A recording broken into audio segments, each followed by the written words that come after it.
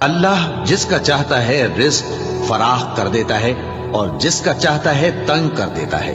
और काफिर लोग दुनिया की जिंदगी पर खुश हो रहे हैं और दुनिया की जिंदगी आखिरत के मुकाबले में बहुत थोड़ा सामान है। और काफिर कहते हैं कि इस पैगंबर पर इसके परवरदिगार की तरफ से कोई निशानी क्यों नाजिल नहीं हुई।